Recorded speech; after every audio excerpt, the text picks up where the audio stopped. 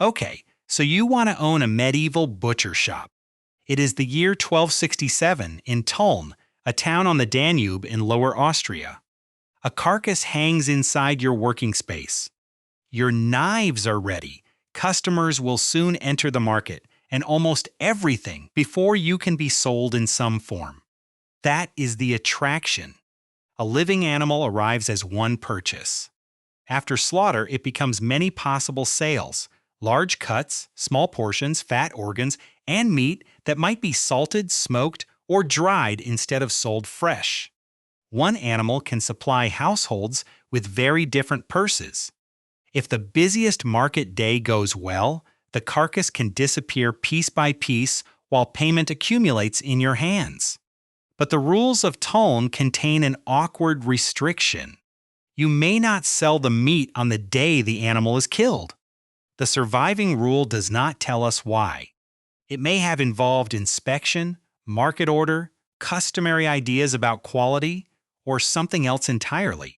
You cannot safely invent the explanation. You still have to obey the result. The moment slaughter ends, your most valuable stock must wait. It cannot graze, cannot feed itself, and cannot be returned to the seller. It is divided property whose value now moves in only one direction unless you act: down. That reveals the central problem of your business. You are not merely selling meat. You are racing to assign a profitable destination to every useful part of an animal before delay, deterioration, or regulation assigns it a value of nothing. The first decision, therefore, comes before the knife. You need an animal, but medieval livestock procurement does not follow one universal European system. Animals might pass through producers, drovers, dealers, estates, markets, or other intermediaries, depending on the town and period. The evidence for Tulln does not preserve a complete purchasing contract telling you exactly whom you pay, when you pay, or whether every animal reaches you by the same route. What matters inside your shop is the commitment. However the bargain is arranged, you take responsibility for something larger than a pile of ready-made retail cuts. You take the whole animal. That means the condition of the animal matters before any customer can inspect the meat. A poor choice cannot be repaired by clever cutting. If the animal yields less desirable meat than expected, the purchase obligation remains. If demand is weak, the animal does not become smaller to match it. If you misjudge what customers want, you cannot ask the carcass to produce more of one cut and less of another. A modern merchant can reorder a popular item and stop ordering an unpopular one.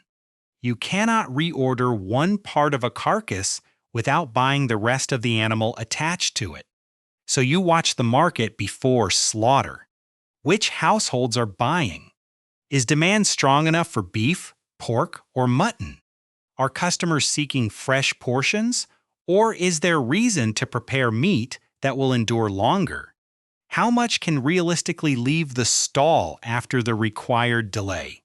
Cattle, pigs, and sheep were all major sources of urban meat in medieval Europe, but their importance varied by region and time.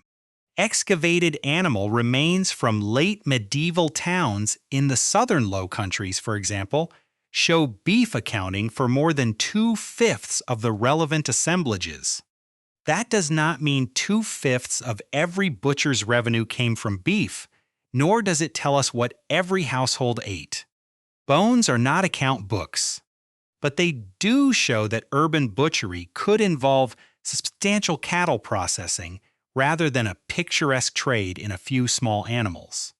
A large carcass offers more meat to sell. It also gives time more meat to attack. You commit to the animal anyway. The first customers have been asking for meat, and an empty stall earns nothing. Once the animal is killed, blood and viscera must be removed, the carcass opened, and the body divided into portions that people can actually buy. This is skilled work because value is created by separation. A household may not be able to purchase a large section, but it may afford a smaller portion. Another buyer may prefer a different texture or use. Something undesirable to one customer may still be useful to another. The carcass earns more when it is divided according to demand rather than hacked into equal pieces. Yet cutting also begins a chain of obligations. Blood must go somewhere. Intestines must be cleaned or removed. Dung taken from them cannot remain underfoot. Heads, hair, wash water, and other remains accumulate around the work. Before you have sold anything, slaughter has produced both inventory and a disposal problem. The romantic picture is a butcher standing proudly behind a counter. The economic picture is a butcher surrounded by several substances moving towards several destinations at several different speeds. The best fresh meat must reach paying customers. Selected portions intended for preservation must reach salt, smoke, or drying conditions. Useful non-meat parts may have destinations beyond the immediate fresh meat sale, although the surviving evidence does not let us assign a reliable price to every byproduct. Unusable remains must leave the work area by whatever route local rules permit. If one stream stops, the others become more expensive. Waste left near the shop obstructs work and attracts complaints. Wash water and blood do not disappear because customers prefer not to see them. Medieval towns were not uniformly indifferent to this problem. Regulations in English towns, such as London, Oxford, York, and Northampton, directed where butchers could discard slaughter waste. In April of 1371, the disposal of butcher waste in London had become serious and visible enough to draw royal concern. That is not a Tulln ordinance, and you cannot import London's exact rules into Austria. But it exposes the same physical constraint. Wherever dense populations and animal slaughter share urban space, waste movement becomes part of the trade. The carcass cannot be processed unless the refuse can also be moved. Back in Tulln, the meat waits through the required interval. You have made no sale from it yet, but you have already spent labor, occupied working space, dirtied tools, and created remains that must be handled. Then the market opens. The first portions sell quickly. This is the moment that can fool you. Customers stand before the stall. One cut becomes payment, then another. The large animal that looked risky now looks like abundance. Every slice removed appears to confirm that buying more livestock and slaughtering more often will produce more income. But the empty spaces on the carcass are misleading. They show what has sold. They do not show what must still sell. The most desired pieces leave first. The remainder does not automatically become equally valuable just because it weighs something. As the day advances, you are no longer asking whether customers want meat. You are asking whether the remaining customers want the particular meat still hanging in front of you. This is the first crack in the business. A butcher can have strong demand in general and still lose money on a particular carcass. Suppose buyers remove the portions they prefer, while less desirable pieces remain. You can lower what you ask and sell them quickly. You can wait for another buyer and risk further deterioration. Or you can divert suitable meat into preservation, accepting more labor, salt, fuel, and time in exchange for a longer selling window. None of the choices is free. Reducing the price protects turnover but sacrifices value. Waiting protects the asking price but exposes the meat.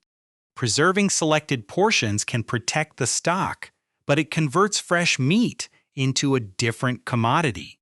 It is not a magical pause. That distinction matters. Salting, smoking, and drying do not keep a fresh cut permanently suspended in its original state. They deliberately change it. One documented method involves cutting lean meat into relatively thin strips, placing it briefly in brine, and hanging it above a fire so that smoke reaches it while it dries. The result has different qualities, different uses, and different buyers. Salt must be obtained. A fire consumes fuel and attention. Thin pieces require cutting. Space above or near the smoke cannot be used twice at the same moment. Barrels and cellars can help with storage, but they, too, are limited resources rather than enchanted chambers where loss ceases to exist. Preservation buys time by spending something else. That something may be salt, fuel, labor, storage space, or the chance to sell the meat as fresh. If the preserved product does not find a buyer, you have merely added more cost to stock that was already difficult to sell. So the smartest loss reduction happens before the fresh meat becomes an unwanted remainder. You decide which portions are intended for immediate sale and which are suitable for preservation before demand proves disappointing. You prepare only the quantity that your salt, fire, storage, and likely customers can absorb. You do not wait until everything undesirable is already deteriorating and then assume smoke will rescue it. This is the hidden variable in your shop. It is not simply freshness.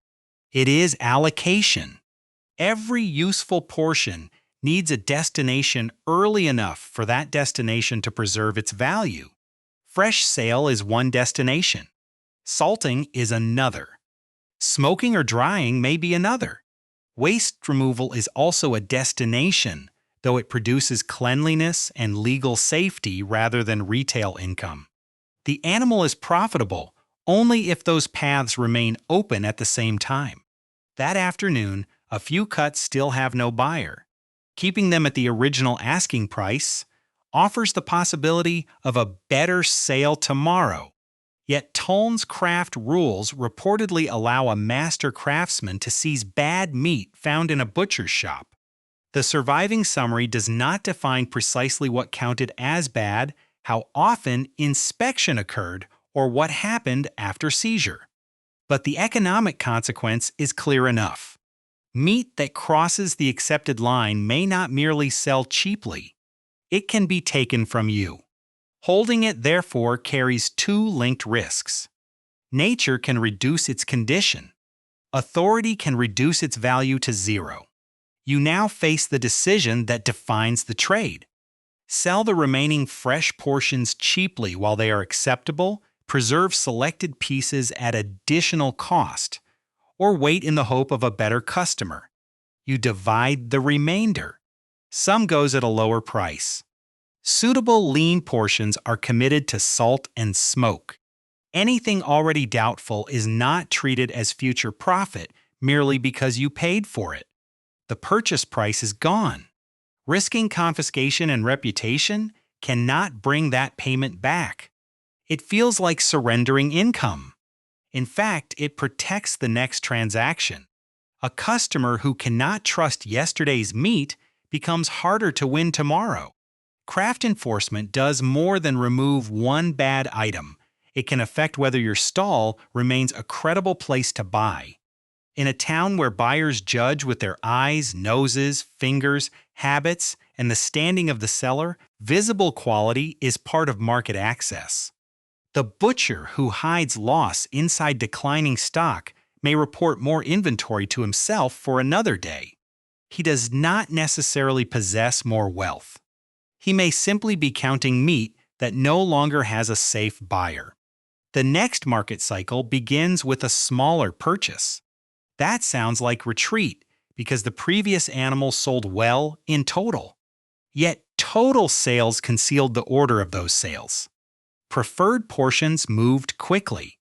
Other portions required discounts or preservation. Waste consumed labor without producing direct payment. A smaller slaughter can therefore produce less gross revenue but leave you in a stronger position. There is less meat competing for a limited group of customers. Less must be preserved. Less refuse must be moved. Your working space clears sooner, and your payment is less exposed to the final unwanted portions of a large carcass. But smaller purchases introduce another danger. If demand suddenly rises, the stall empties too early. Customers go elsewhere. Your fixed obligations do not shrink merely because the hooks are bare. Cautious slaughter controls spoilage by creating the possibility of lost sales. There is no perfect quantity. You are matching an indivisible animal to divisible and uncertain demand. That is why the shop cannot be run by watching yesterday's total revenue alone. You need to remember which parts sold first, which sold only after a concession, which were deliberately preserved, and which became waste. The valuable information is not merely that an animal sold. It is how completely and how quickly the animal was converted into payment. This produces a short-cycle business. An animal enters. The body is transformed. The most perishable outputs must move first. Preserved goods move more slowly but tie up materials and space. Waste must leave, even though nobody pays you for generating it. Only after those streams clear can you judge whether the purchase was successful. Unfortunately, no surviving account in the supplied evidence gives us a reliable purchase price, retail price, salt bill, rent, wage carcass yield, spoilage percentage, or annual net profit for this representative Tulln shop. Pretending otherwise would create a precise medieval business that the records do not preserve. But the direction of the money is still visible. Value enters as an animal for which you must make payment. Labor turns the animal into saleable portions. Fresh customers return part of that value quickly. Preservation delays the sale while demanding additional resources. Waste handling removes value from the operation without disappearing from the workload. Inspection can confiscate unacceptable stock. Whatever remains after those pressures is not gross sales. It is the shop's true surplus. And even that surplus must sustain the trade through the next purchase. This matters because the first successful market can tempt you to expand. You see empty hooks and remember the queue, not the discounts. You remember the payments, not the salt consumed afterward. You remember the carcass becoming smaller, not the refuse becoming larger. So you buy a larger animal for the next cycle. The weather is warmer. Demand is slightly weaker.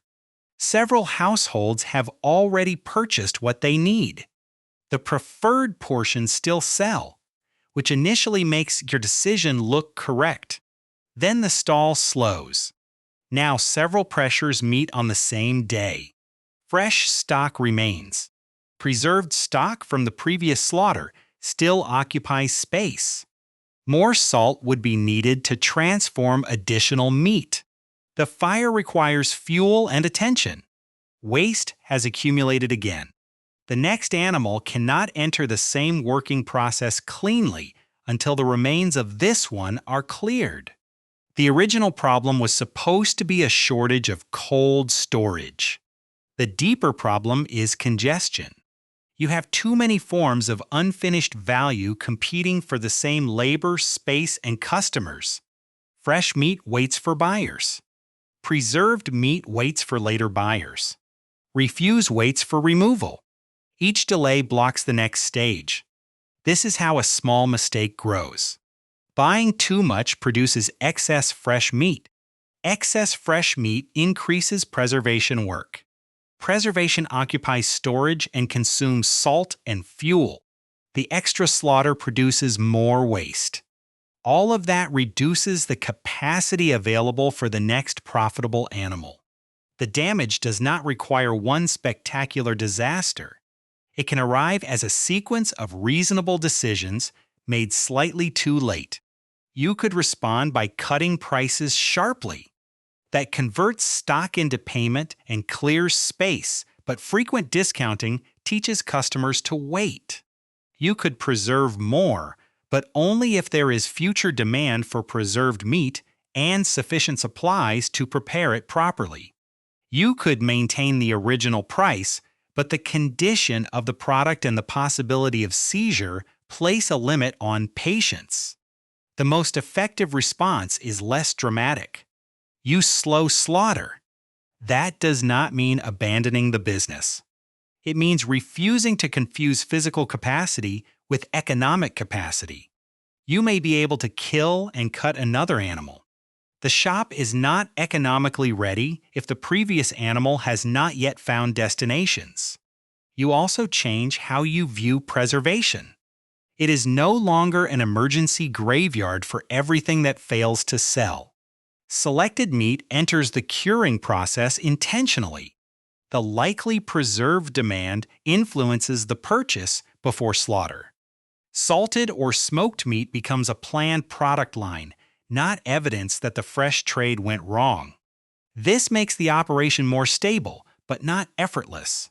Fresh meat can return value quickly, yet its selling window is narrow. Preserved meat extends the window, yet delays the return and adds inputs. A butcher with too little preserved stock is vulnerable when fresh supply is interrupted. A butcher with too much has valuable resources trapped in barrels, cellars, or hanging strips, while new purchases still require payment. The shop is always balancing speed against endurance. Local regulation adds another boundary. Tulln's rules did not merely address questionable meat. The surviving study also records a prohibition preventing Christian consumers from purchasing meat from Jewish butchers.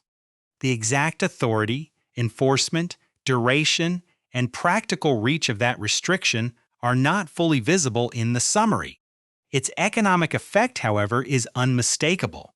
Not every willing buyer could necessarily purchase from every willing seller.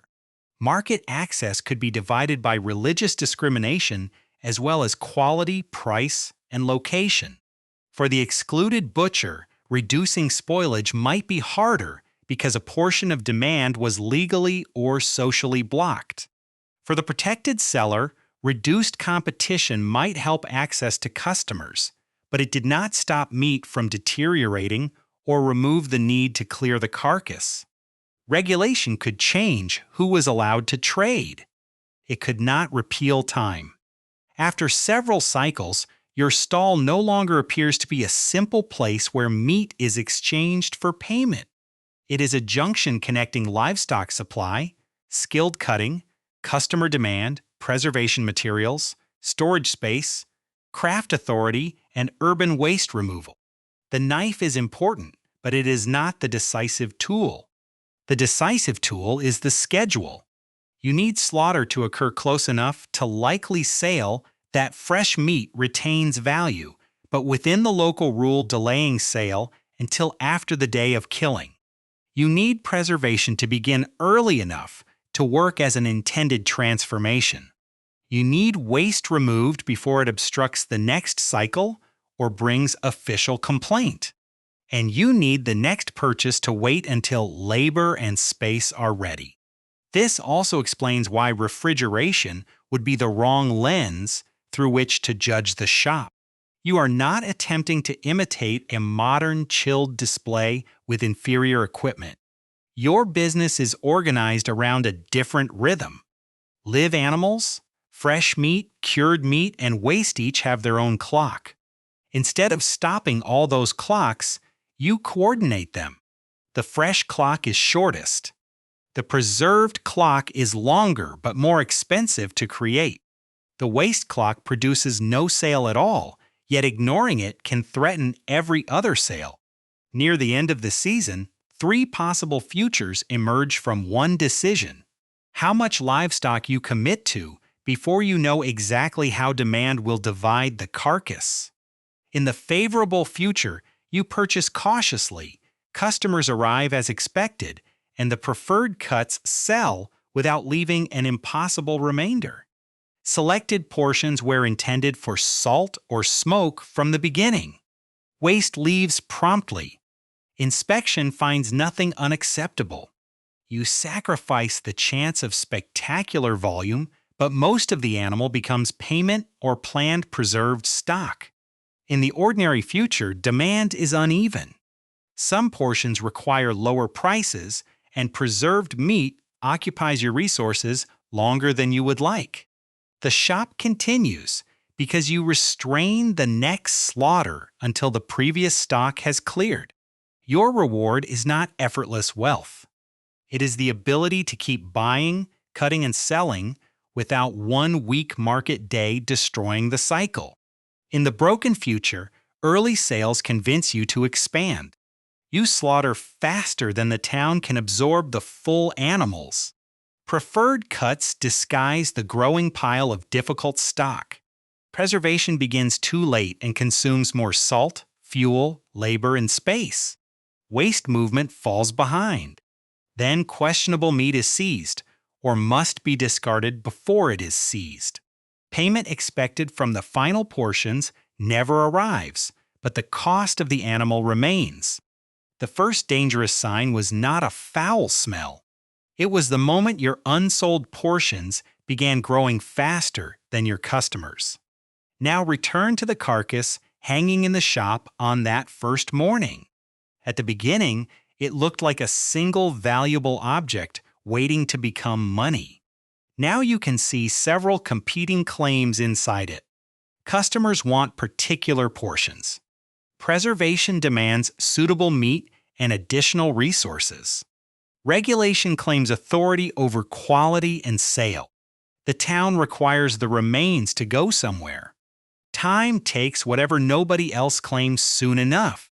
The butcher's gross receipts come from cutting and selling meat.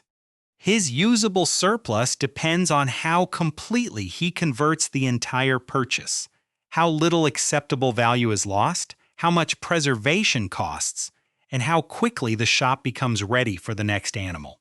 There is no reliable surviving figure that allows you to announce an annual profit or a precise return on the shop.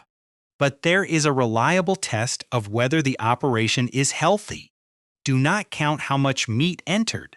Do not count only how many customers appeared. Watch how long each part remains without a destination.